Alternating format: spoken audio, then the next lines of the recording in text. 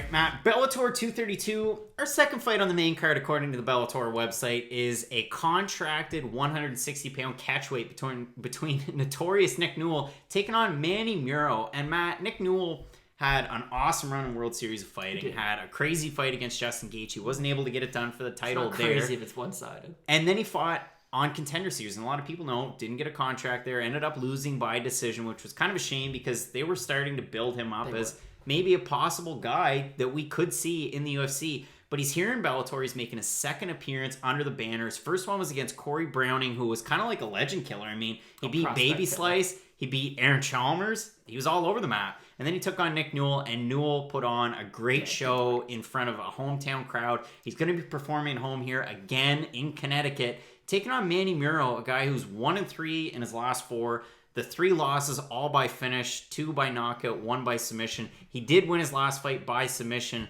but Manny Muro coming out of a hole-in-the-wall gym training with Warhorse, Christina Williams, but other than that, it's kind of tough to gauge. And I mean, Nick Newell's been there and done that. What do you have to say about this This gets sound really cliche, but it is true. Nick Newell is more than just like his disability. And I don't think that should be the first thing everyone brings up when they bring up Nick Newell. He's a phenomenal wrestler. I didn't mention it. No, exactly. He's a phenomenal wrestler. He's a really good grappler once he does get you on the ground. His stand-up's not terrible. A lot of it is just the setups into the takedowns, but Nick Newell's a very legitimate martial artist. And he should be able to win this fight relatively easy, like you said. The guy he's fighting in Manny Muro, he's susceptible to getting finished, especially by submission. You don't want to have a lack of submission defense when fighting Nick Newell. So I feel like Nick Newell's going to be able to just go out there and just, get the takedown whenever he wants it, tire him out, and then go for the submissions. I mean, you look at Newell's last few fights, and yeah, he beat Antonio Casillo, CS. That was at home. That was crazy. There was a lot of controversy around Boynton versus Dubuque. That's when Birchfield Sr. said he wanted Dubuque to basically kick Boynton's ass, which was crazy.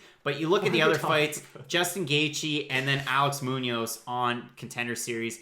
All good competition all the way through. So I expect the Nick Newell win here as well. Manny Muro coming up.